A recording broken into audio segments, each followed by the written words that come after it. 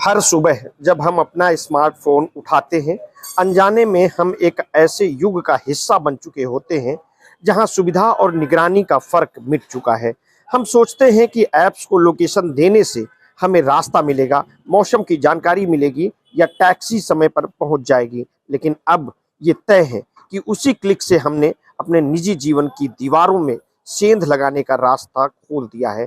IIT Delhi की ताजा research ने इस डिजिटल युग के सबसे खतरनाक सच को सामने रखा है। अध्ययन ने बताया कि आज कोई भी साधारण सा मोबाइल ऐप जिसे आपने लोकेशन की अनुमति दी है, न सिर्फ ये जान सकता है कि आप कहाँ हैं, बल्कि ये भी कि आप किसके साथ हैं, किस कमरे में हैं और किस मंजिल पर खड़े हैं। ये जानकारी जीपीएस की मदद से मिलती है, बिना कैमरा, बिना माइक, बिना किसी अन्य सेंसर के।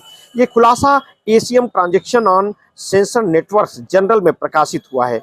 इसमें एंडोकॉन नामक सिस्टम का उल्लेख किया गया है, जिसे आईआईटी दिल्ली के शोधकर्ताओं ने परखा।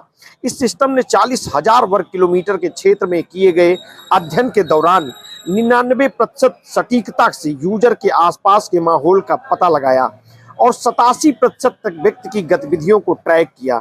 यानी यदि कोई व्यक्ति केवल अपना हाथ भी हिलाता है तो ये सिस्टम उसे महसूस कर लेता है। ये तकनीकी जीपीएस सिग्नल के पैटर्न को समझकर ये तय कर सकती है कि कोई व्यक्ति बैठा है, चल रहा है, लेटा है या यात्रा में है, यहाँ तक कि वो घर के किस कमरे या बिल्डिंग के किस फ्लोर पर है। अब सोचिए, अगर कोई ऐप इस तकनीकी का उपयोग करे और उसका डेटा लीक या बेचा जाए तो क्या हो सकता है। आप जहां भी जाएं, जो भी करें, आपकी मौजूदगी का पूरा नक्शा किसी और के सर्वर पर दर्ज हो सकता है।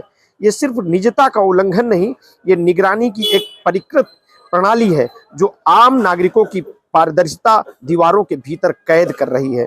यहाँ सबसे भयावह बात यह है कि इस प्रक्रिया में ना तो कैमरों की जरूरत है, ना माइक की, ना किसी एक्टिव सेंसर की, सिर्फ वही जीपीएस जिसे हम रोजाना इस्तेमाल करते हैं।